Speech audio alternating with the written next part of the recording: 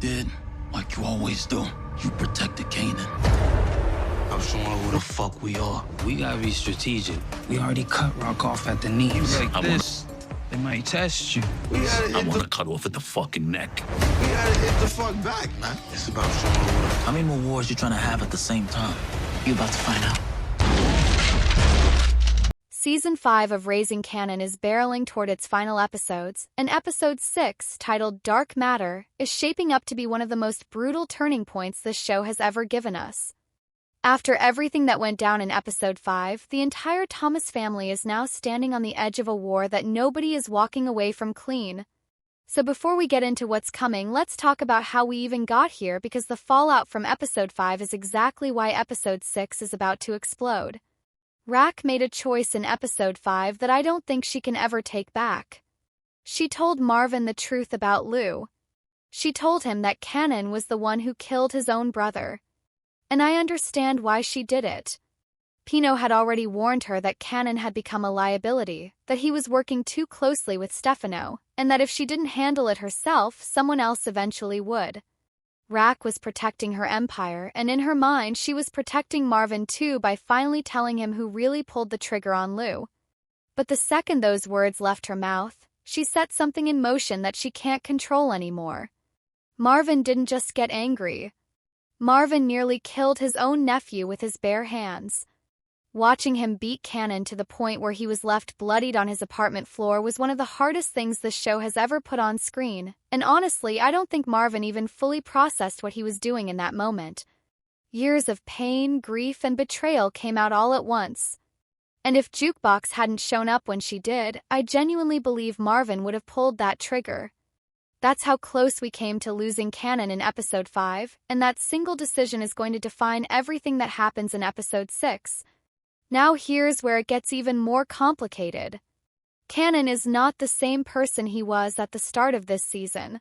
He has Breeze standing right beside him now, and that partnership has turned into something far more dangerous than anyone expected. These two have started acting like brothers, and when you combine Kanan's rage with Breeze's willingness to do absolutely anything, you get a level of violence this family has never had to deal with before. We already watched them execute Joaquin and his men without hesitation, which means Rack just lost a major piece of her operation. And after what Marvin just did to Kanan, I don't think Breeze is going to let that slide either. Breeze doesn't need a personal reason for revenge. Kanan getting beaten half to death is reason enough for him. At the same time, Stefano is pushing his own agenda, and he wants Rack gone. He's been circling this family for weeks, waiting for the right moment to strike, and with Kanan and Breeze already furious, Stefano finally has the leverage he's been looking for. This is where things get dangerous for Rack in a way she may not be prepared for. She's used to controlling every side of this conflict, but right now she has Stefano coming for her from one direction and an enraged son coming for her from another. And Marvin, the person she trusted to protect her, might have just made everything worse.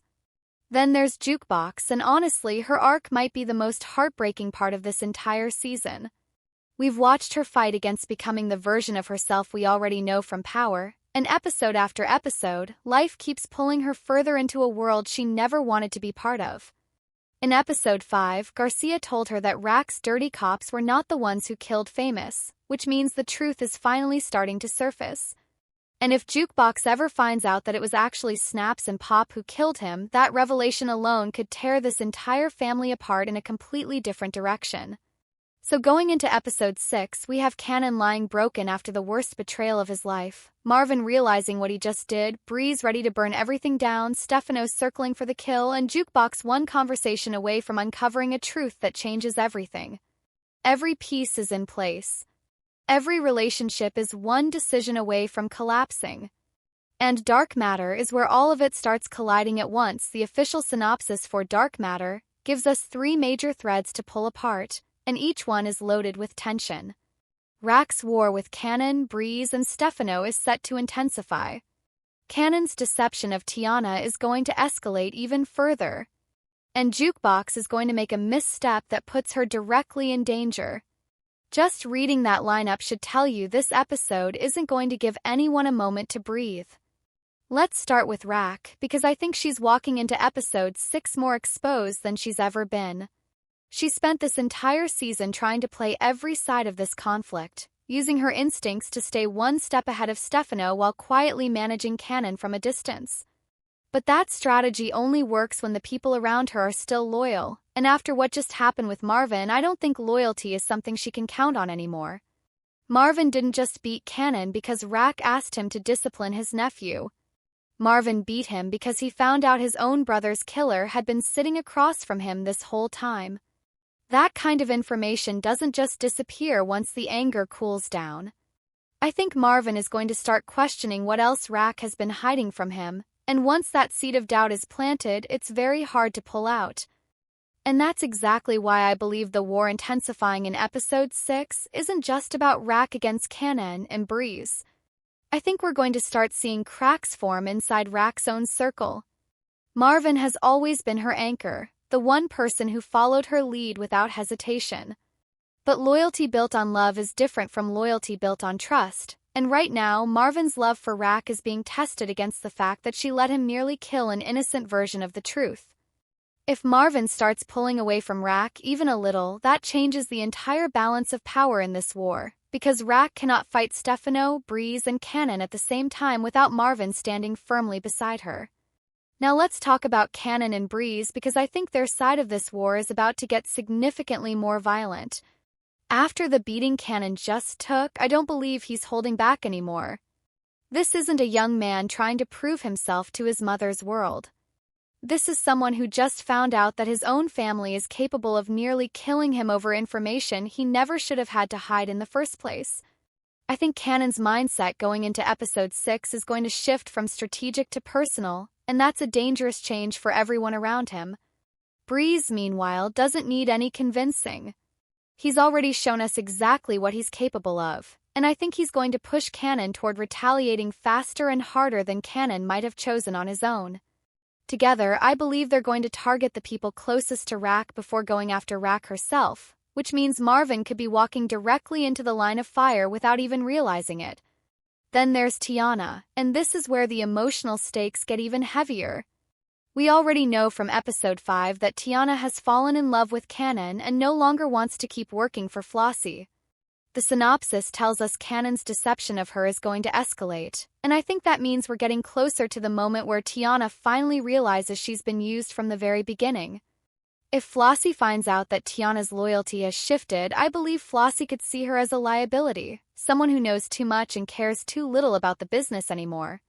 And if Flossie decides Tiana needs to be dealt with, Marvin is exactly the kind of person she would trust to handle it. Here's what makes this so painful. Kanan has spent the entire season deceiving Tiana to gain access to his mother's world, but somewhere along the way, I think his feelings for her became real. If Marvin is ordered to hurt Tiana and Kanan finds out about it, I believe that could be the moment Kanan stops seeing Marvin as someone he can eventually forgive. Up until now, everything Kanan has done has been about business, about power, about proving himself. But if Tiana becomes a target, this stops being business completely. This becomes personal in a way that could push Kanan past the point of no return. And that brings us to Jukebox, whose misstep this episode might be the most heartbreaking domino of them all. She has spent this entire season trying to hold on to whatever good is left in her, working with the police in a desperate attempt to find the truth about Famous. But every step she takes toward answers seems to pull her further away from the person she used to be. I think her misstep in episode 6 is connected to how close she's getting to the truth about Snaps and Pop, and if that information reaches the wrong ears before she's ready, I believe it could put her directly in Stefano's crosshairs, or worse, in Kanan's. This is where I think everything finally breaks. If Jukebox's information about Snaps and Pop gets out, and Kanan learns the truth about who really killed Famous, I don't think he stops at just wanting answers. I think he wants blood. And that puts him on a collision course not just with Rack and Marvin, but now with 2 more names from the old generation who thought they had gotten away with murder for good. This is the moment I believe changes Kanan from a young man caught in the middle of his mother's world into someone who is finally ready to burn that world down entirely. Here's what worries me the most heading into this episode. Breeze has already shown Kanan that hesitation gets people killed. If Kanan brings this new information to Breeze, I don't think Breeze is going to suggest a careful, measured response. I believe Breeze is going to push for something much bigger, something that doesn't just target Snaps and Pop but goes after everyone left standing from that older generation, including Rack and Marvin. And given everything Kanan has been through in just this one stretch of episodes, I don't think he's going to talk Breeze out of it. Think for the first time this season, Kanan might actually agree with him. Now think about where that leaves Marvin.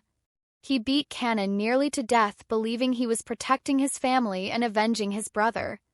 But if Kanan and Breeze come for him now, Marvin is going to be fighting a war he didn't know he already started.